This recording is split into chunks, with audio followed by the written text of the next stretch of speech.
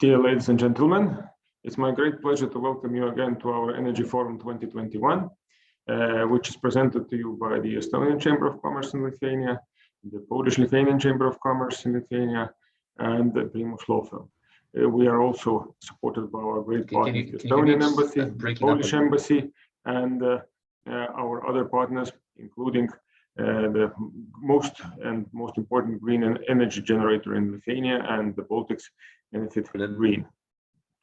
So this year we are acting as a YouTube channel, and we continue to provide you the newest and the most important insights into the energy sector news and energy sector developments. We have covered a lot of areas in connection to electricity generation, electricity transmission, electricity network development, renewable energy, and all other related aspects. And today we are continuing with wind energy and offshore wind energy. Offshore wind has been a very important and long-standing topic in the Baltic region and in Poland, where a lot of planned developments are on the paper, and a lot of talk has been continuing for quite a few years on the need to develop offshore wind capacities and how to do that and how to solve all the related issues in connection to technical connections, to permitting, to legal, to human resources, and other related matters. And today we're having a distinguished speaker on this topic from Poland, Mr. Mariusz Wójcik, who is the head of Offshore Wind Project Development at Ramboll Poland, a very known international engineering firm. And Mr. Wójcik is not only responsible for offshore wind development in Polish territories, but also he's responsible to covering the Baltic countries. So it will be a really interesting discussion how the offshore wind could and should take off in the whole region, in the Baltic countries and also Poland. And we will also analyze quite a few Polish examples and Polish issues that could and are important for us in this development. So, dear Mariusz, it's my great pleasure to welcome you, and the floor is yours. What is the situation in offshore wind and generally wind power development in Poland?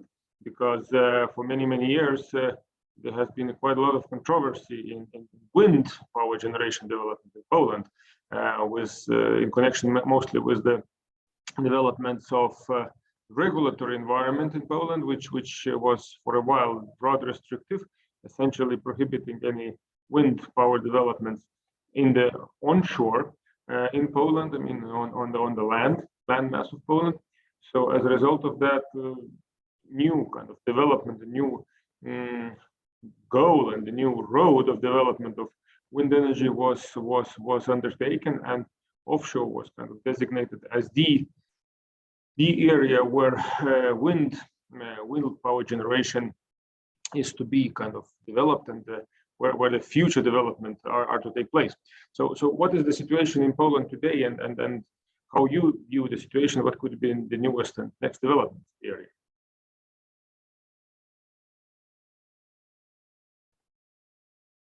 Mariusz, I guess we don't hear you.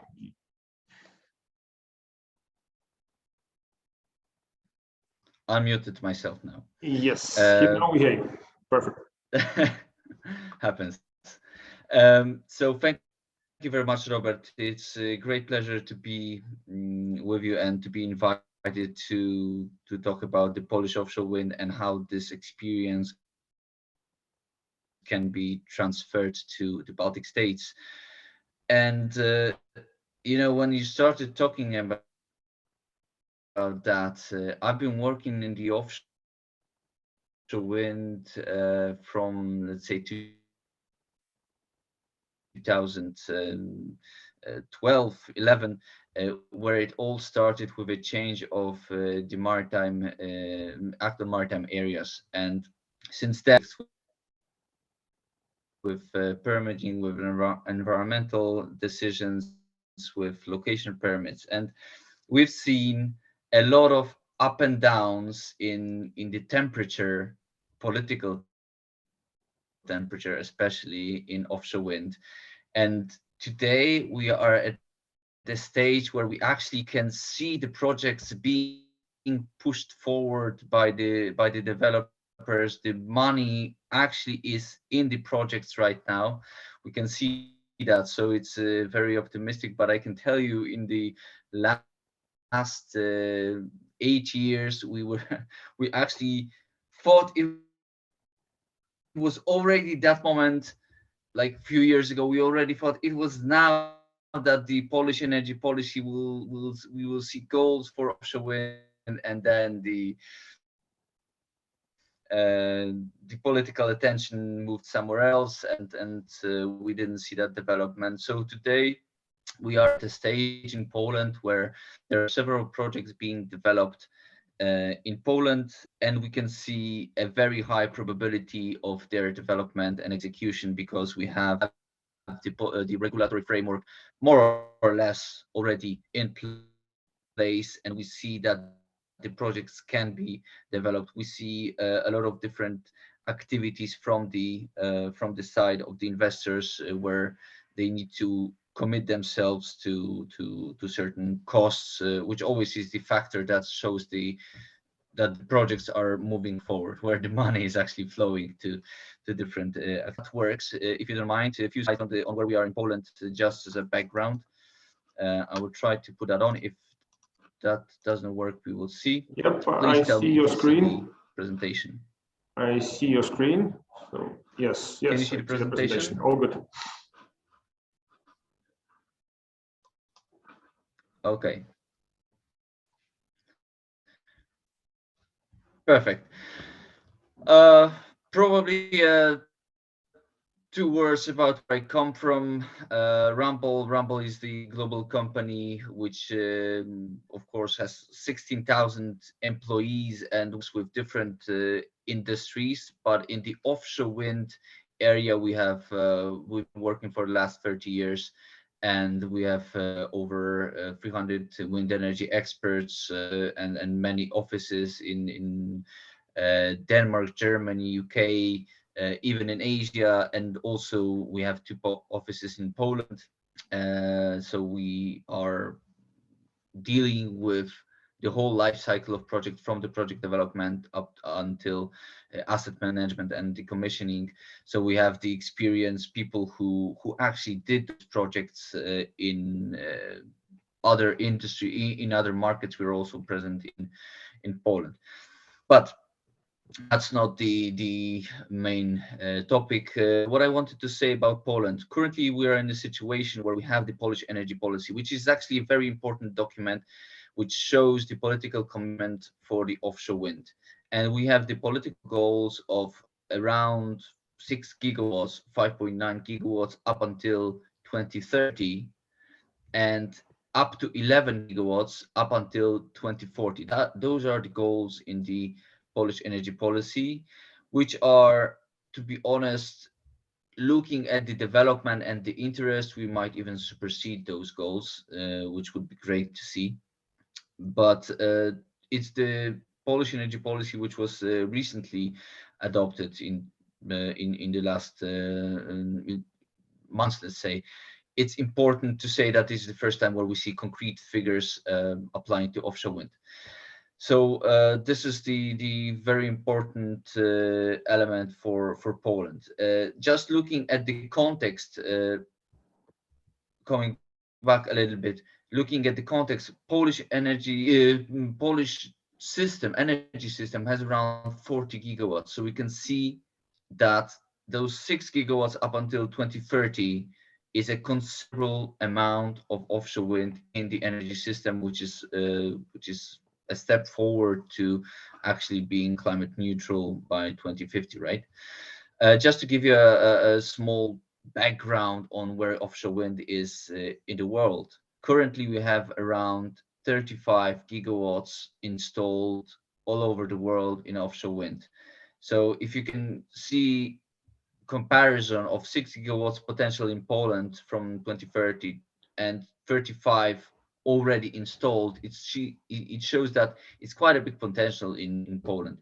Majority of that of the offshore wind farms are of course installed in the North Sea, where the wind conditions are pretty good, where we have such players as UK and Germany investing in those offshore wind farms.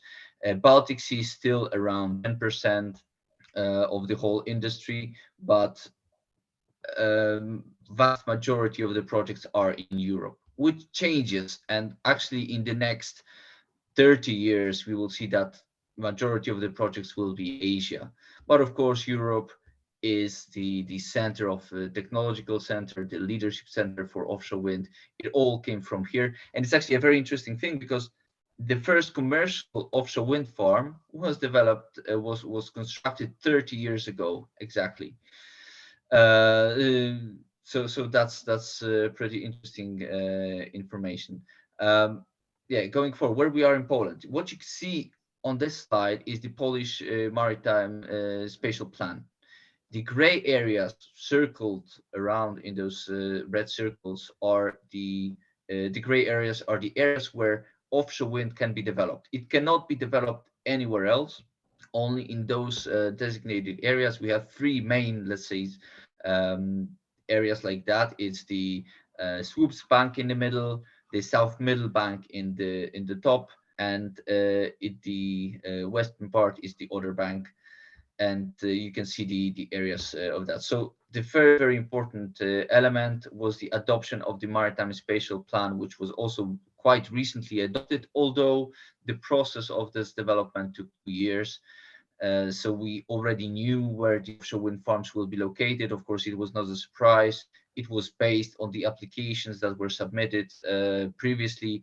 But at some point, the ministry said, okay, we need to regulate that a little bit. So there was a process of applying for certain areas without any guidelines, detailed guidelines, or where those offshore wind farms should be located. So there was a lot of different applications submitted.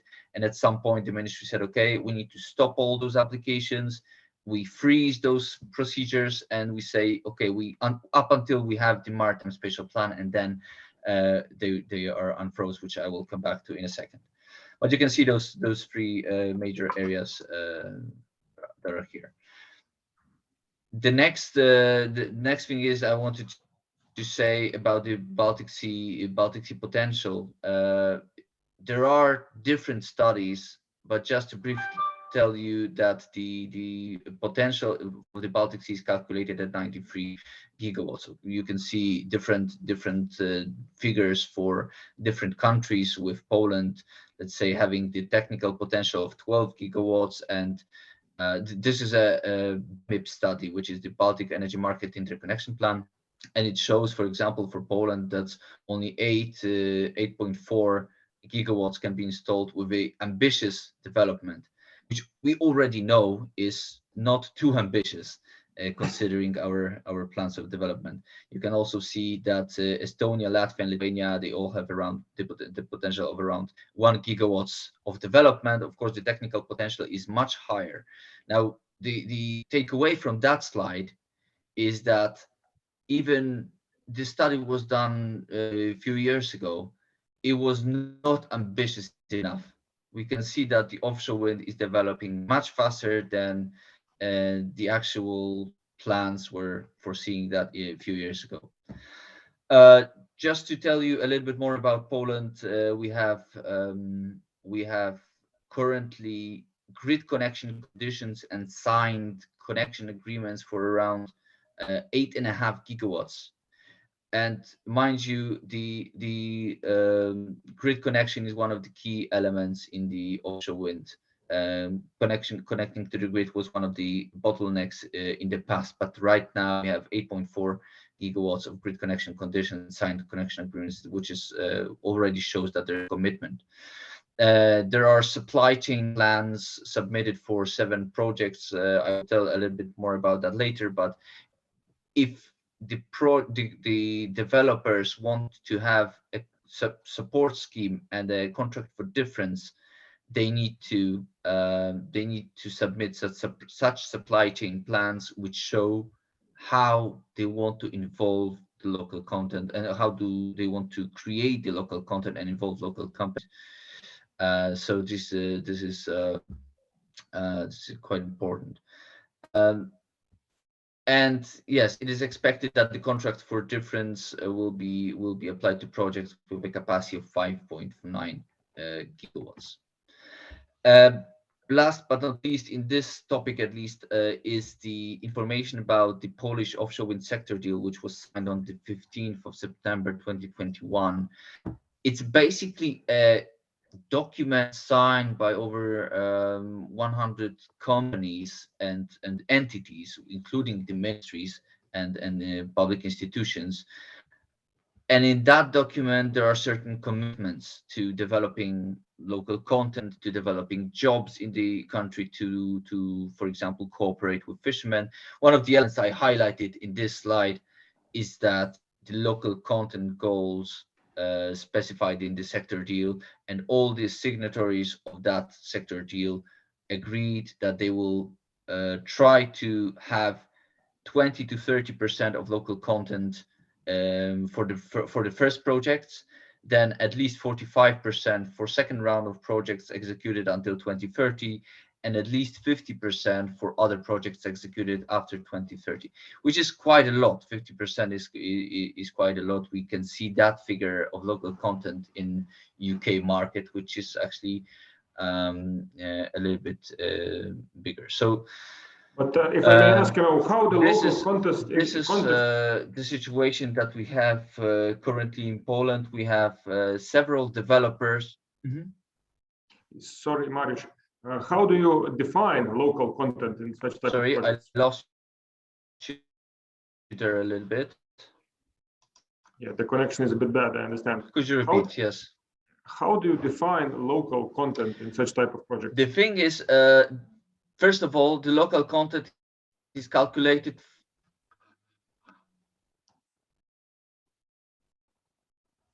I hope you can hear me properly. Now I hear you. Yes, you were out for a while. The local content is calculated for the whole life cycle, meaning the development, construction, decommissioning, and so forth, right? Okay. I hope that that we can manage with that. A little bit connection issues, but okay. I was saying that the local content is calculated for the whole life cycle of the project, meaning the development, construction, decommissioning, right? Yes. And the methodology for the calculating of local content was actually developed in cooperation with the Polish Wind Energy Association and Polish Wind Energy Society, and currently that methodology needs to be officially adopted, let's say, but it basically is based on the capex or the cost calculations, and the methodology includes going into different suppliers and sub-suppliers, asking them, okay, what is the local content that you will provide to those projects?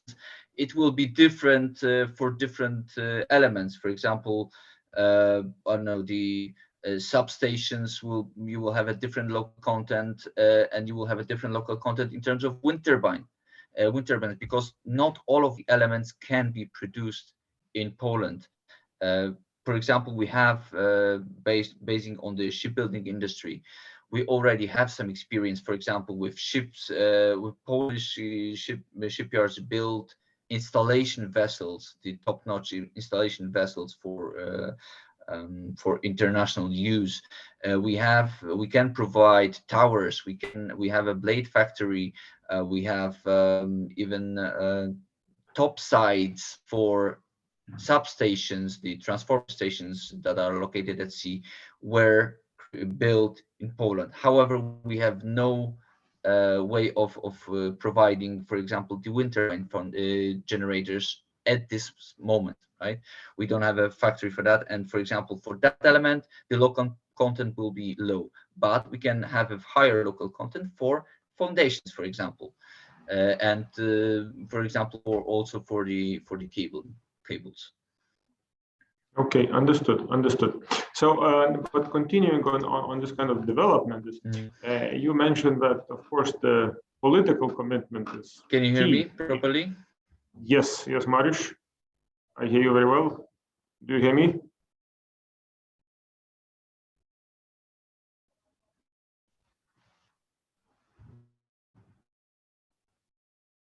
Now I lost you, I guess.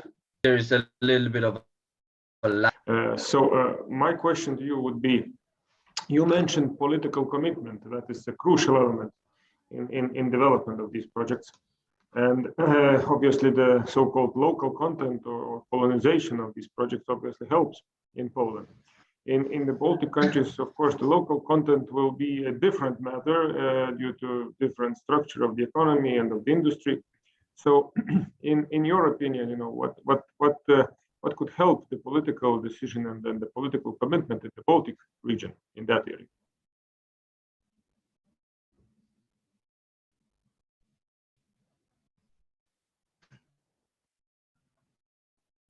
I remember all the discussions we had on the offshore wind development. I've been involved in certain policies. We were organizing certain conferences and things like that just to build offshore wind farms. And at that time, there wasn't a very big political support for offshore wind because of high costs of offshore. At that time, it was the information that megawatt hour from the offshore wind was around 100 and something euros, right? The price dropped significantly over the years, even with zero bids in the last year. Zero bids meaning that to get the lease on an area, the Western developers said, okay, I want no subsidy, no additional costs over the market price. I just want the market price for the project. Which means that the costs dropped significantly. We can assume, let's say, that even more. We have the price for the first Polish project fixed at around 320 zlotys for megawatt hour. So it's much less. And as I said before, the main problem was the cost. The cost problem was actually dropped out because the cost reduction was significant, and we were always building on this one thing. But second of all, it will really create jobs in the area, because the industry as such is promotes and even pushes for using local producers. You can of course produce foundations and turbines in China and so forth, but the logistics, transportation and so forth forces you to use as much as local content as possible, of course assuming that you have the companies in place, right? Second of all, in the operation stage, when you build the wind farm, you have to service and maintain it, and you will not do that from a port which is a few hundred kilometers away. You need to do that locally. You need to have local people who actually look at the wind farm on a daily basis. So we always use the argument that it's creating jobs, it's creating orders for Polish companies. Of course, we knew that it's not possible to have 100% local content because, for example, we don't have the wind turbine generator factory, but we can provide transformers that are supplied from Poland, constructed in Poland, produced in Poland. We can provide cables, for example, Telefonica Cables provides cables for Western companies. We can provide towers and many other things. But we need to the first thing was at that time that we need political commitment, because no one will invest in production capacities dedicated for offshore wind if they don't know whether you will have 1 gigawatt or 6 gigawatts or 10 gigawatts in the pipeline of projects.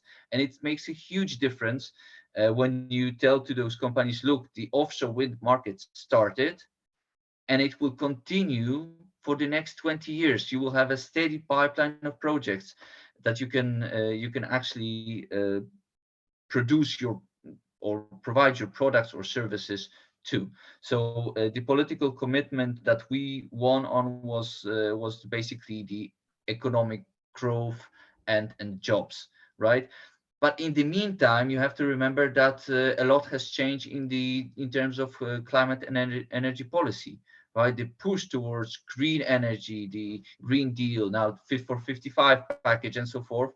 I mean, the situation changed in the last few years, and we see that the political push towards climate neutrality is huge. The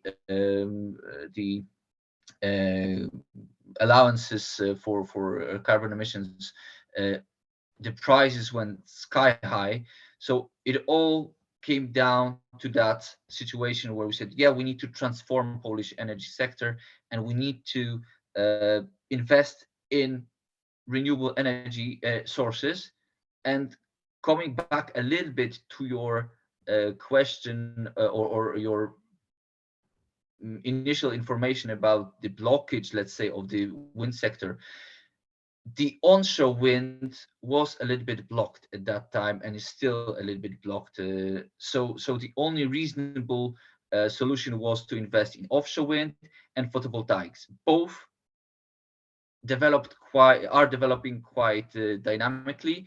The minus or the disadvantage of the photovoltaic system is that it's actually imported from Asia, right? And in terms of offshore wind, it can be provide a much more local content. So that's how we promoted offshore wind. Of course, I know that, for example, Lithuania already has goals, has first projects. So I see that there is some political commitment in the Baltic republics. Probably Latvia still needs to make the first steps, and Estonia has already some plans. So that's great to hear.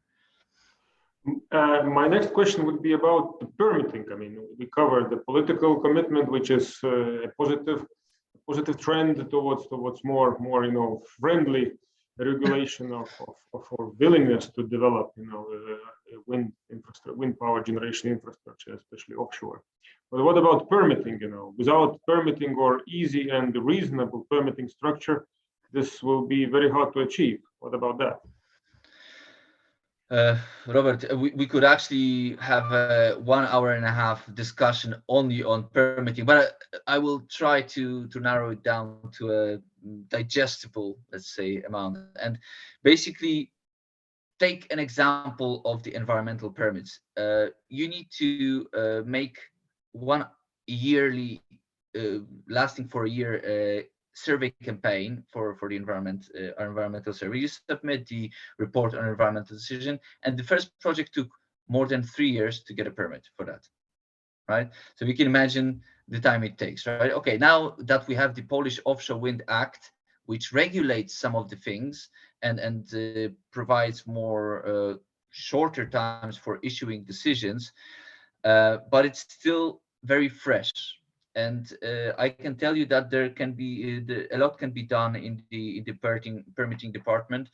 For example, we have two things that are worth mentioning. First of all, the location permits for offshore wind farms, they include certain requirements for the investor to, for example, make a navigational analysis, to make analysis on the radar and communication systems. And they were at least until recently absolutely not regulated by the administrative code, which means how should you actually get that accepted? What should it include? What's the scope of that analysis? Nothing was really included, and that meant that each developer was doing that differently, and you had no, you were not sure whether that will be sufficient or not. So, and that could take a lot of time to prepare those kind of analysis, and they're quite costly as well.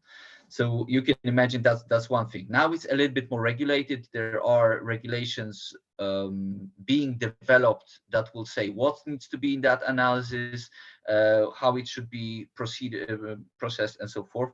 But we saw that for a few years there was no regulation on that whatsoever. Second thing is the building permit. I mean, Polish construction law is rather dedicated for family houses, right? And now it's not for offshore wind farms, and it's boils down even to such simple things as what type of map to use, because you cannot use a map from onshore. You need to use a nautical map, but it's not directly written in the law. This is an example, and the administration doesn't have hasn't done that kind of investment yet, and they actually don't know how to deal with it. So I can imagine that making the first building permit will take more time than it normally does, because we need to teach the administration what is a substation, what is the foundation, how do you actually install it, what types of foundations there are, what are the impacts, how do you calculate the loads on such a foundations. It's different than in onshore, and things like that. So the permitting is getting on track in Poland, but I can tell you, as an experience or lessons learned, it should be thought over a little bit earlier. Yeah, I could probably say one more thing about the permitting in terms of the applying for the areas.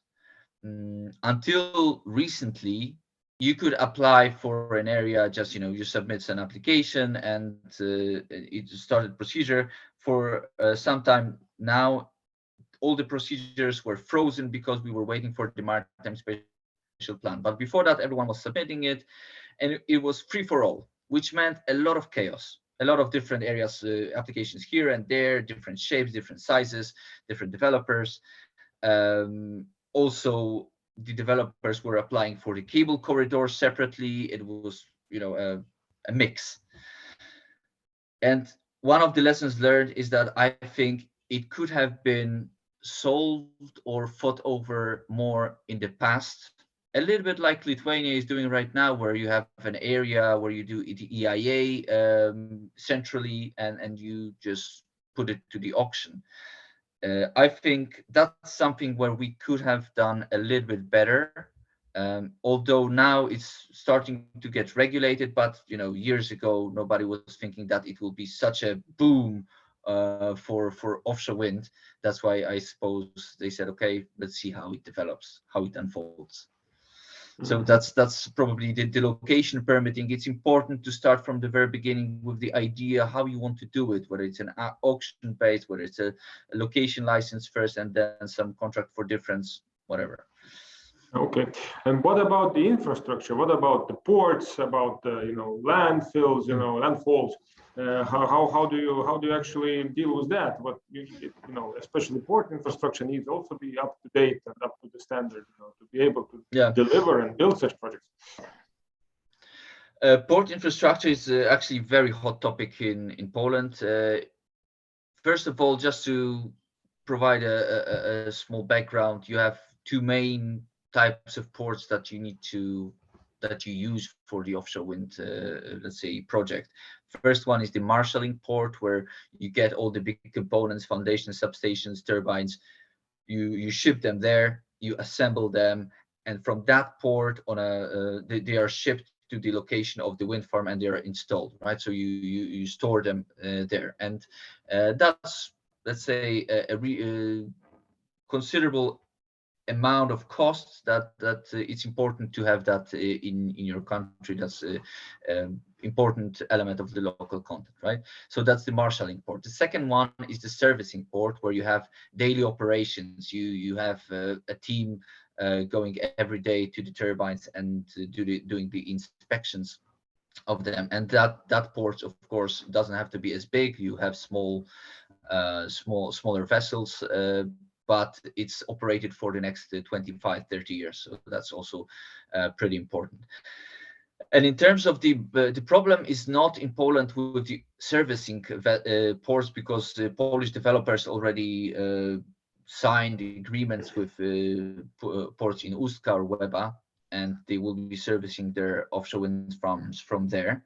And you don't need to make huge investments in those ports. The problem is with the marshalling ports, because you need to have a storage area, you need to have a proper draft, the space, from the depth at the port. You need to have proper bearing capacity of the case.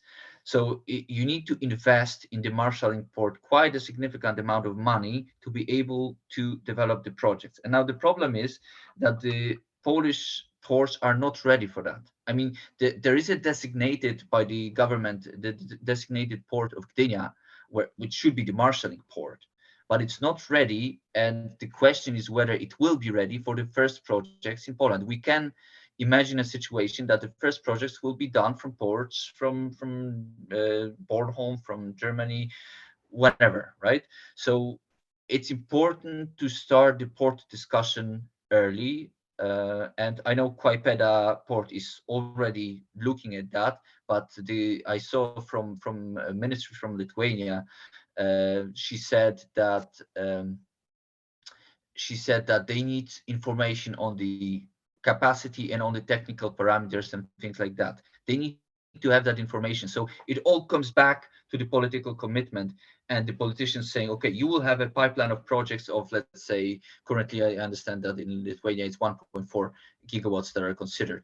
You will have those kind of projects, right? It will last for those and those years. And based on that, they need to make a decision whether they will invest a lot of money in the port infrastructure to be ready for that, or whether you make a decision that it will be we only focus on servicing ports. So the port infrastructure, the discussion needs to start early if you want to be ready to construct your projects from Lithuanian or Estonian or Latvian ports. Okay, understood. And now we come to the landfall element, essentially. Landfall is the place where the cable from the power generation capacity comes on shore, let's say, where it's connected to the grid on shore. So what about that? I understand there is also quite a few restrictions and limitations to that. Yeah, that's also a very interesting topic that we had in Poland. So I remember a few years ago, we went to the transmission system operator in Poland, and we said, look, we are looking at different locations for offshore wind farms. At that time, there were some areas already booked for investors. They had the location licenses and so forth. And we said, look at those areas, don't only focus on the areas itself, but also on the connection infrastructure, because for each of those locations, you will have at least one export cable, a cable that needs to go onshore, make a landfall, so the crossing between sea and land, and needs to go to the connection point. And we calculated for them that it will be over 10 up to, let's say, 15 cables that needs to be let's say installed and directed to the connection point.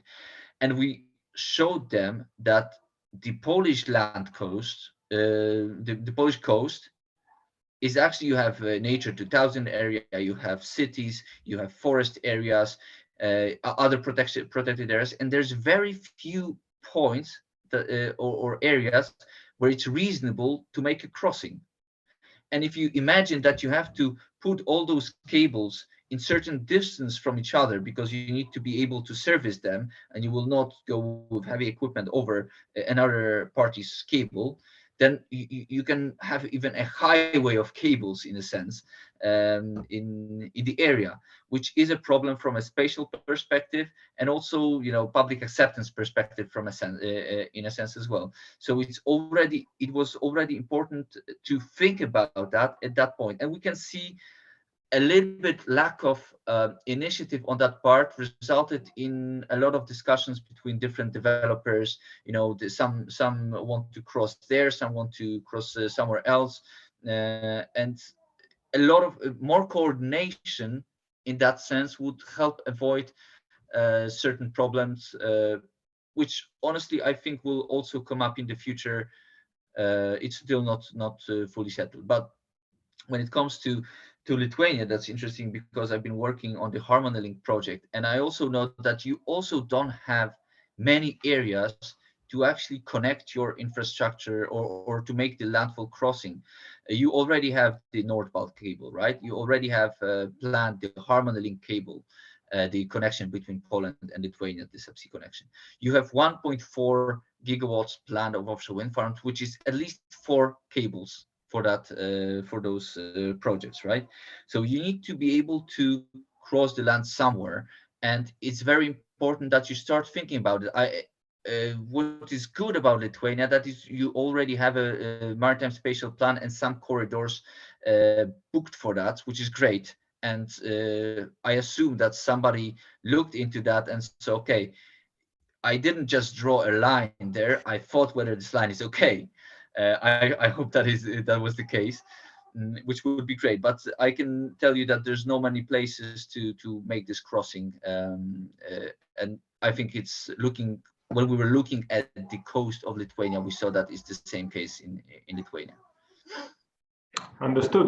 So let's hope that these issues will also be tackled. You know, it's an ongoing process, obviously. You know, territory planning and zoning is one of the most sensitive, you know, processes in construction of anything, actually.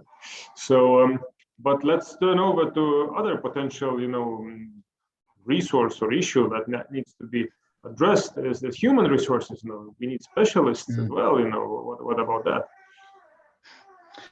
You know, it's again something that we've been struggling for for quite some time. We see a huge demand for people with experience, and this is a problem because you don't have experience in Poland, right? We haven't built any offshore wind farm yet. We are in the process. Great, we are learning, but you will not build a wind farm with only good intentions. You need knowledge, you need know-how. That's actually one of the reasons why I joined Ramboll, because I have people in Denmark, in Germany, who actually build those kind of structures, who were in the process of procurement, installation, and operation, and who actually know this stuff. And we need to have those people. We need to have two things. First of all, have people who want to learn about the offshore wind. So that's the one thing.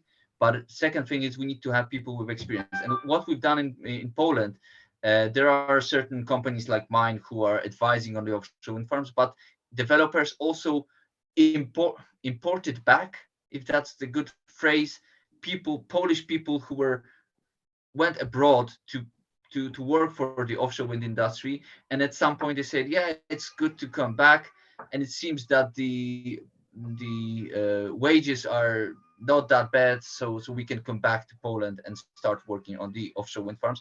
And I have already seen quite a few examples of that case. Maybe that's something that the Baltic republics can do as well, but definitely it needs to be in cooperation with people who already done that, because you will avoid a lot of risks in terms of, for example, a very costly geotechnical campaign, designing of foundations. If you do the design wrong, you have to redo it.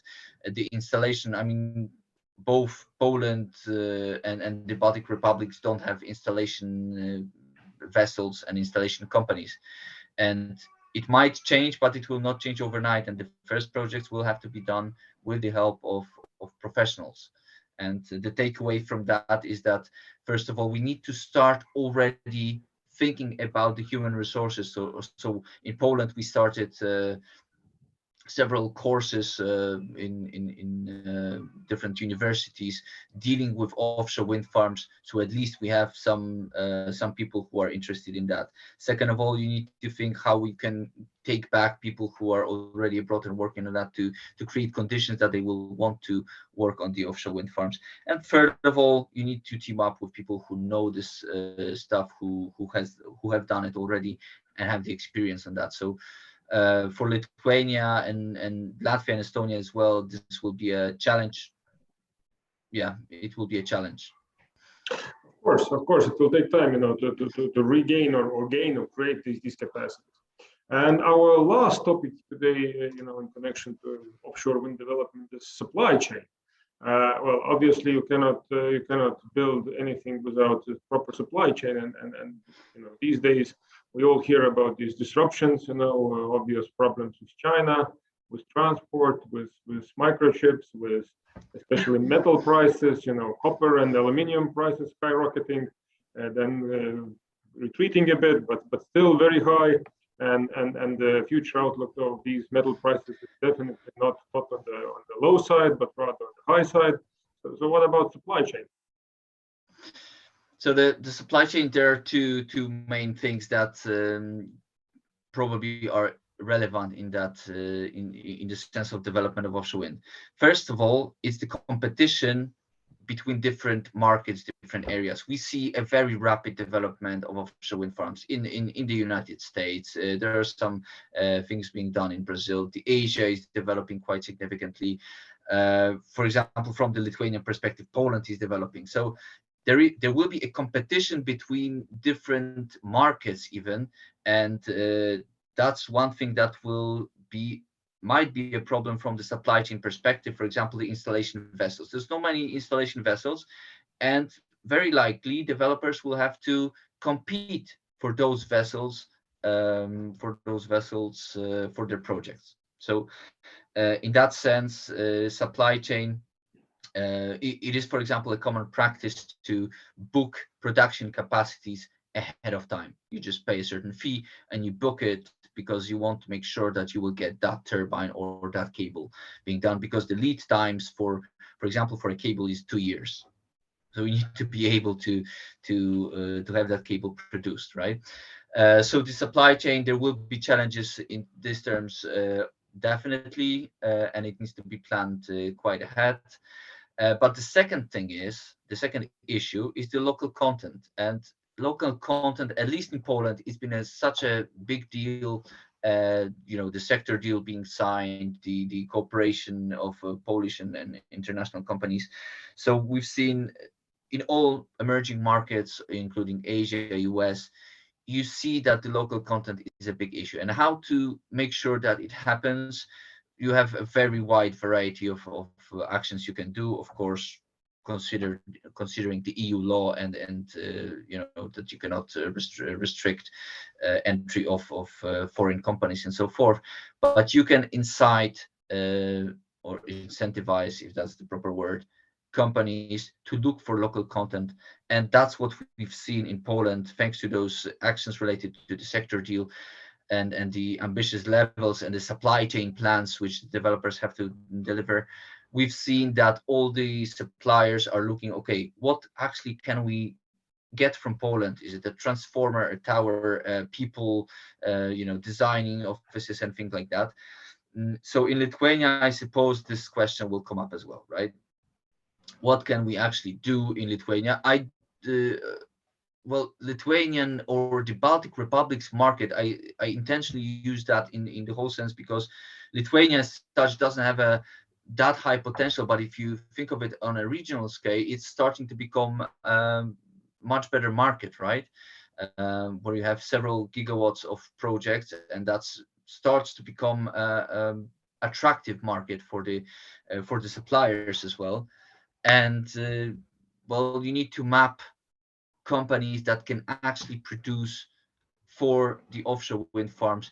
In Poland, around 400 companies, small and big, were identified who are or could provide services or products for the offshore wind industry. And I believe that's something that you need to do as well, to be able to say what is the level of local content, and then set your ambitions level, whether it's 20, 30, 40, or 50%. I mean, we heard some in the Polish discussions, we heard some voices who were saying, "Oh, we will do everything in Poland." Yeah, that sounds pretty great, but then you have to remember that local content is nice, but in the end, you need experience and procedures and capacity and so forth. So if a developer comes, and of course he has incentives to have the local content, but then again he will ask, okay, what is the price? Do you have the procedures? Are your projects or the products certified? Can I actually use them on? What's my risk in using your product? I would like to take your product, but will you make sure that my wind farm won't collapse, or I will get my money in the sense that I will get the energy produced for the 25 years? So it's not that they don't want to, they just want to make sure that the suppliers, local suppliers, are ready to provide them with services. And that is very, very important. Of course, price wise as well, they cannot be, I suppose they can be a little bit more expensive, right? But they cannot be, skyrocketing their prices because they think, oh, the offshore wind is somewhere where I will make my pension of.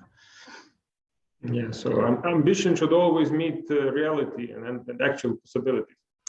But Mariusz, what would be the last, point, let's say, 3 wishes that you would like to wish to, let's say, the Baltic countries, Poland, in order to actually develop some, offshore wind capacities and not, continue talking about it as we have done it so far?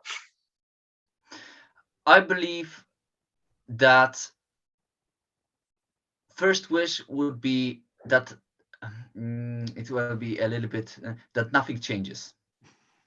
It's a little bit tricky in the sense I would not like to see any major political change in the political support. I already see that support in Poland. That's great. Let's continue that.